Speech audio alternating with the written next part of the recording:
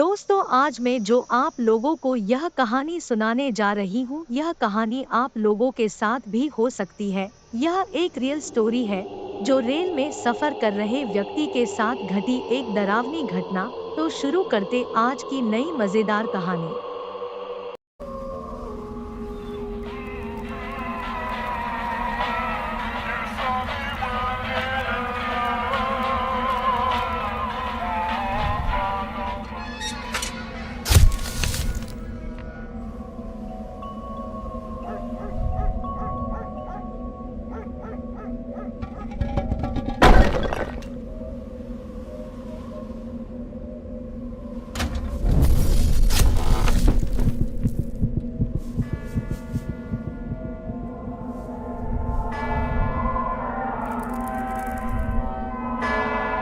That is the way he lived. That is what he leaves us.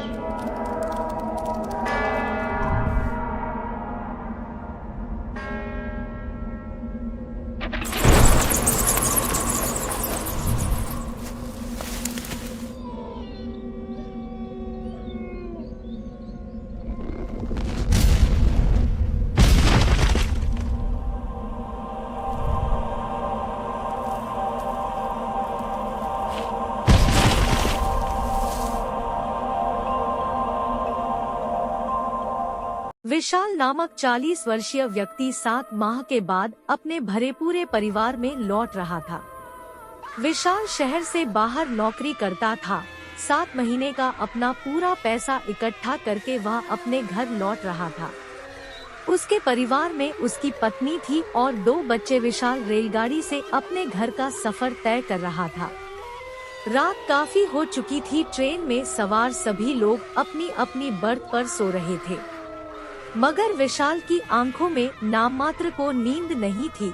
इसका सबसे बड़ा कारण उसे घर जाने की खुशी थी। घर जाने की खुशी में विशाल को नींद नहीं आ रही थी। विशाल के अलावा एक व्यक्ति ऐसा और भी था जो सोया नहीं था। उसकी बर्थ के सामने वाली बर्थ पर ही वह व्यक्ति बैठा था।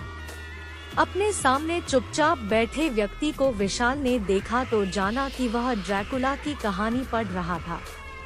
विशाल को लगा कि उसके सामने जो व्यक्ति बैठा है वह किताब पढ़ने के माध्यम से अपना वक्त बिता रहा है। शायद उसे भी नींद नहीं आ रही है। विशाल को लगा कि वह क्यों न अपने सामने बैठे व्यक्ति से बातचीत करने में अपना समय गुजारे। इसी इरादे के साथ विशाल ने उसे पुकारा, भाई साहब। किताब पढ़ रहे व्यक्ति ने उसकी आवाज को अनसुना सा करके उस पर कोई ध्यान नहीं दिया। भाई साहब। दूसरी आवाज पर उसने किताब नीचे करके विशाल को सपाट दृष्टि से देखा। उसके चेहरे पर भी सपाट भाव ही थे। इस बार विशाल तनिक संकोच के साथ बोला, मैंने आपको डिस्टर्ब तो नहीं किया? नहीं, सामने बैठा व्यक्ति सपाट स्वर में बोला। विशाल मुस्कुराकर उससे बातों का सिलसिला जारी रखते हुए बोला, आपका नाम क्या है? सूर्य प्रताप, वह बोला। ओह, विशाल ने हलक से सांस छोड़ते हुए कहा, क्या आप भी अपने घर जा रहे हैं? नहीं, सूर्य प्रताप ने पूर्ववत स्वर में कहा। तो फिर आप अपने घर से कहीं और जा रहे हैं? विशाल ने मुस्कुराते हुए सामान्य स्वर में कहा। प्रताप ने उसे इस नजर से देखा मानो वह कुछ ना कहना चाहता हो। विशाल चेहरे से ऐसा प्रकट करने लगा मानो बराबर संकोच कर रहा हो। फिर बोला, मैं आज 7 महीने बाद अपने घर वापस लौट रहा हूँ। अपने परिवार से मिलने की खुशी में मुझे नींद नहीं आ रही है, इसलिए मैंने सोचा थोड़ा आपसे बात ही कर लूं। प्रताप कुछ ना बोला। वह उसकी बात पर सिर को इस तरह जुम्बिश देकर रह गया मानो उसकी बात पर सहमति जता रहा हो। प्रताप के हाव भाव से साफ जाहिर था कि वह बात करने के मूड में बिल्कुल नहीं था। वह निरंतर जता रहा था कि जैसे उसे इस समय बात करना बिल्कुल अच्छा न लग रहा हो। मगर आज तो जैसे विशाल चुप रहने के मूड में बिल्कुल नहीं था।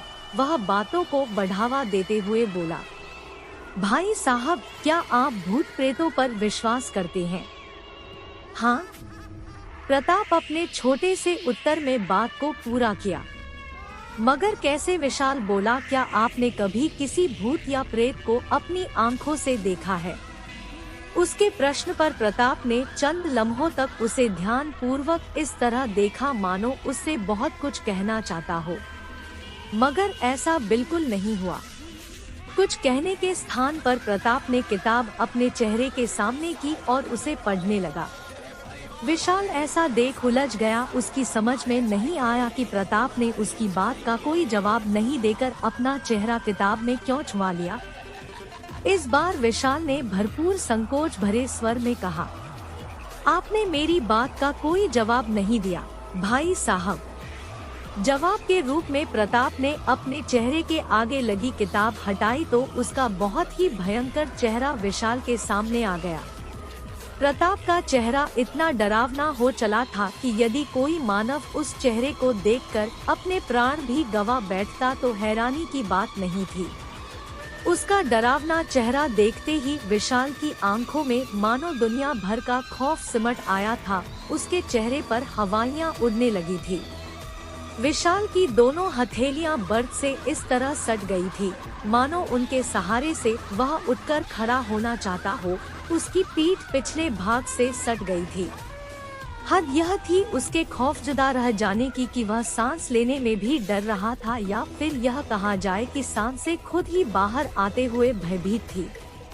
यहाँ तक कि उसकी आवाज भी नहीं निकल पा रही थी। विशाल जान गया था कि उसके सामने मौजूद प्रताप कोई मनुष्य नहीं बल्कि एक भूत है। विशाल बेबस रहकर अपने स्थान पर शिवाय बैठे रहने के कुछ ना कर सका। उसके सामने बैठा डरावना चेहरे व लंबे लंबे दांत वाला भूत ठहाके लगाकर बोला, अब तुम्हें विश्वास हो चला होगा कि आज के समय में भी भूत प्रेत जैसी चीजें मौजूद है। क्या तुम सचमुच भूत हो? विशाल ने भय से परिपूर्ण स्वर में पूछा। अब भी तुझे यकीन नहीं आया मूर्ख? कोई बात नहीं, मैं जब तेरा खून पीऊंगा तब तुझे यकीन आ जाएगा। नहीं नहीं, मुझे मत मारो। मेरे 2 बच्चे और मेरी पत्नी घर पर मेरे आने की प्रतीक्षा कर रहे हैं। अगर मैं मर गया तो उनका सहारा छिन जाएगा, मुझे जाने दो। कहते हुए विशाल अपने स्थान से सरकने लगा। वह भूत उसे देखकर मुस्कुराता रहा। विशाल भागने के चक्कर में अपने स्थान से फुर्ती के साथ उठा और दौड़ पड़ा। उसी समय भूत ने अपने स्थान पर बैठे रहकर ही दाहिना हाथ उठाया। उसका हाथ लंबा हो गया। वहीं बैठे रहकर उसने भाग रहे विशाल की गर्दन पकड़ ली और उसे अपनी तरफ घसीट लिया। विशाल चिल्लाया, बचाओ बचाओ। उसकी पुकार सुन रेल में सवार सभी यात्री उसके पास चले आए।